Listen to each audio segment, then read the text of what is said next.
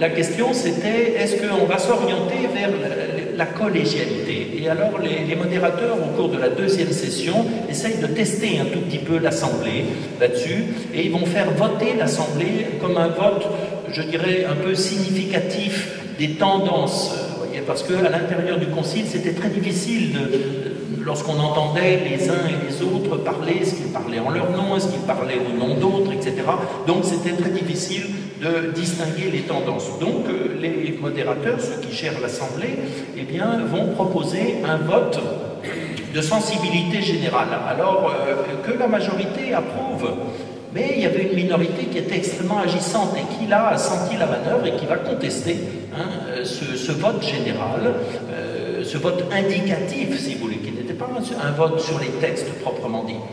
Et donc ils vont en appeler au pape pour contester la validité de ce vote. Et puis finalement, le pape va dire, mais non, mais c'est bien, même si c'est pas inscrit dans le règlement, c'est important pour sentir un peu que désire l'Assemblée. Une sorte de sondage grandeur nature. Et donc, ça sera ce vote au cours de la deuxième session, le vote dit du 30 octobre, et ce vote sera indicatif. Mais aussitôt, la commission qui prépare le texte sur la hiérarchie, sur la collégialité, avait tendance à passer par-dessus ce vote et à revenir à des thèses antéconciliaires. Et tout d'un coup, eh bien, le cardinal Frings s'élève en disant que ça ne va pas. Le vote sur les questions posées par les modérateurs a une valeur indicative et non définitive, mais on peut demander un consentement aussi large donné à une thèse. Peut-il être tenu pour rien?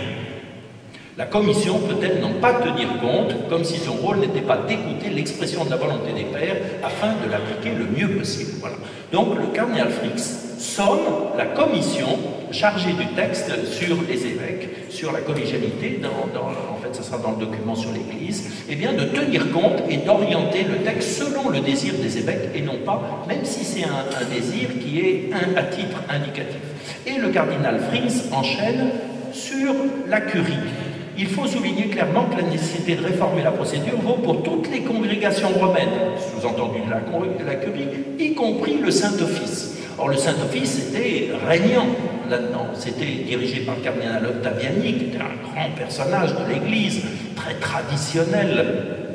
Et c'était lui aussi qui était le chef de la commission théologique, la plus importante, la commission dogmatique, qui avait justement en charge le document sur l'Église. Voilà.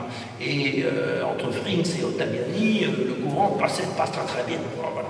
Hein, c'est le moins qu'on puisse dire. Il y a un peu d'électricité dans l'air. Et voici que tout d'un coup, Frings se met à attaquer le Saint-Office. Voilà, c'est-à-dire la personnalité du cardinal Ottaviani. Alors, nul ne peut être condamné sans avoir été entendu, sans avoir eu la possibilité de se défendre et aussi de se corriger. Il semble d'autre part qu'il y ait trop d'évêques parmi les membres de la curie. Vous vous rendez compte? L'épiscopat est par lui-même une charge et non un éclat ou un honneur. Évidemment, il y avait des cardinaux qui avaient des traînes importantes, voilà, que des clercs étaient chargés de porter par derrière.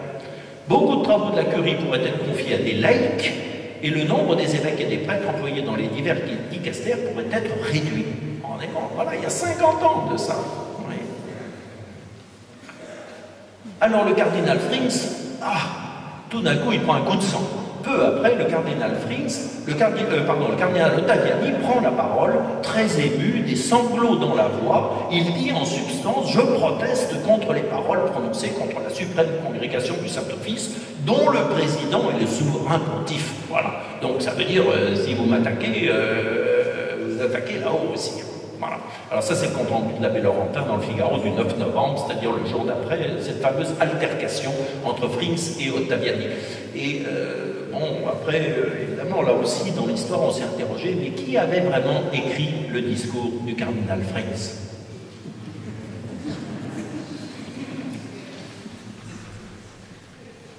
Autre point, je termine cette partie, non, je ne la termine pas parce qu'elle est extrêmement importante. À l'ouverture de la troisième session, Paul VI va reprendre cette affaire. D'abord, remarquez cette image. Qu'est-ce qu'elle a d'exceptionnel, cette image? Est-ce qu'elle est exceptionnelle? Ici, vous voyez Paul VI, et ici, vous voyez des concélébrants. Ça nous paraît une évidence. Eh bien, c'était la première fois qu'il y avait une concélébration dans Saint-Pierre de Rome. Voilà, c'est-à-dire que la réforme liturgique était entrée en vigueur. Voyez. Qu'est-ce qui se passait au concile? Tous les évêques, avant d'arriver à Saint-Pierre, disaient leur messe dans leur coin, dans les maisons de religieuses. Les religieuses préparaient tout ça très très bien, évidemment. Donc chacun, il y avait 2500 messes qui se disaient en même temps. Voilà. Et hop, et après, on courait à Saint-Pierre, et là, il y avait une grande messe solennelle qui était dite par un d'entre eux. Et tous les autres, évidemment, étaient priés d'assister.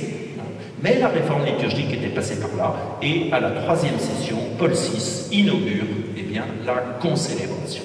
Et il dit ceci: l'Esprit est ici, nous l'invoquons, nous l'attendons, nous le suivons. L'Esprit est ici. Bon, ça fait un peu Esprit est-tu là chez Madame Irma, mais enfin bon, c'est un peu comme ça, si vous voulez, vous voyez. Mais oui, l'Esprit est là. Voilà, Paul VI continue, vous voyez, cette perspective spirituelle du concile. Voilà. Et ce n'est pas simplement une réunion internationale. Accueillons dans la joie la sobre ivresse de l'esprit. Et puis, il continue. Il s'agit de compléter la doctrine que le premier concile œcuménique du Vatican se proposait de formuler, mais que, interrompu par des obstacles extérieurs, il n'a pu définir, comme vous le savez, dans sa première partie. Il reste donc à compléter l'exposé de cette doctrine pour expliquer la pensée du Christ sur son Église tout entière, et spécialement sur la nature et la fonction des successeurs des apôtres, c'est-à-dire de l'épiscopat. Le Concile aura traité de beaucoup d'autres questions, etc. Mais ceci caractérisera certainement dans le souvenir des générations futures cette réunion solennelle et historique. Voilà. Donc Paul VI dit bien que ce concile, c'est le concile de l'épiscopat. Ça ne veut pas dire évidemment que le concile va se refermer sur l'identité de l'Église, mais il est très important d'arriver à une vue plus concrète, plus moderne, et en même temps plus évangélique, on pourrait dire, eh bien, de l'épiscopat. Donc ce fameux schéma sur l'Église qui s'appelle encore le De Ecclesia, pour que vous ne soyez pas troublés, ça s'appellera in fine Lumen Gentium, voilà, c'est la grande constitution sur l'Église, chapitre 3, la hiérarchie, article voté le 30 septembre 1964, enfin, le pape et les évêques constituent un collège succédant au collège des apôtres. Voilà. Et donc, vous voyez, un vote assez confortable, 1918 sur 22-43, voilà, ça fait 86%, vous savez, c'est des votes un peu de maréchal soviétique, hein, vous voyez, ces votes à l'époque.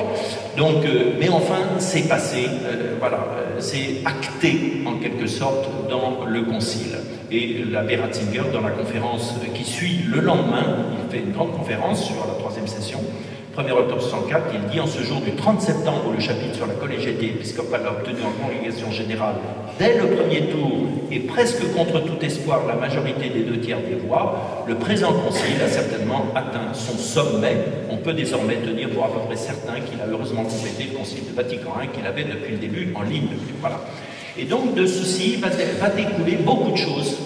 En particulier les synodes des évêques. Il y en a un qui se tient en ce moment à Rome. Eh bien, ces synodes ont été créés aussi comme, non pas comme des contre-pouvoirs par rapport à la curie, mais comme des lieux où l'épiscopat du monde entier, par quelques représentants, bien évidemment, va conseiller le pape sur tel ou tel sujet, et en prenant en particulier des évêques, évidemment, qui sont concernés par la question. Les conférences épiscopales aussi vont se déduire de là. Autrefois, ça n'existait pas. Et la limite d'âge des évêques dans les diocèses, il va y avoir aussi toute une disputation autour de l'âge des évêques. Autrefois, les évêques allaient jusqu'à la fin, dans leur charge épiscopale. Aujourd'hui, ils s'arrêtent, voilà, etc., etc. Donc, c'est d'une certaine manière la vie de l'Église qui va s'en trouver transformée, et la relation entre le pape d'un côté et puis tous les évêques qui sont en quelque sorte en charge de l'Église dans son entier, mais localement. Alors, il y avait une très belle unanimité vers la fin de la 3e session. Et puis voici que, patatras, voici que les évêques, au moment de voter ce fameux document, Lumen Gentium, mais en particulier ce chapitre sur les évêques, eh bien, reçoivent sur leur bureau, dans les bancs, une nota explicativa previa. Voilà, une note explicative préventive. Voilà. Alors, d'où vient cette note? Au moment où ils allaient voter le texte, on leur dit, cette note, elle sera intégrée d'office dans le texte. Oh, on dit, ah bon, ça vient de qui? Ça vient de l'autorité supérieure. qui communique au Père une note explicative préalable concernant les maudits apportés au chapitre 3 du schéma des Ecclésias, donc ce fameux chapitre sur la hiérarchie. La doctrine exposée dans ce chapitre doit être expliquée et comprise selon l'esprit et le sens de cette note. Point. Alors, cette note est présentée par Monseigneur Felici, le secrétaire général du Concile, qui était un peu dans tous les organismes. Alors, le parallélisme entre Pierre et les autres apôtres d'une part, le souverain pontife et les évêques d'autre part. Ben, on avait dit, oui, que c'était une émanation. Ah, c'est pas tout à fait ça. N'implique pas la transmission à leurs successeurs du pouvoir extraordinaire des apôtres, ni, comme il est clair, l'égalité entre le chef et les membres du collège,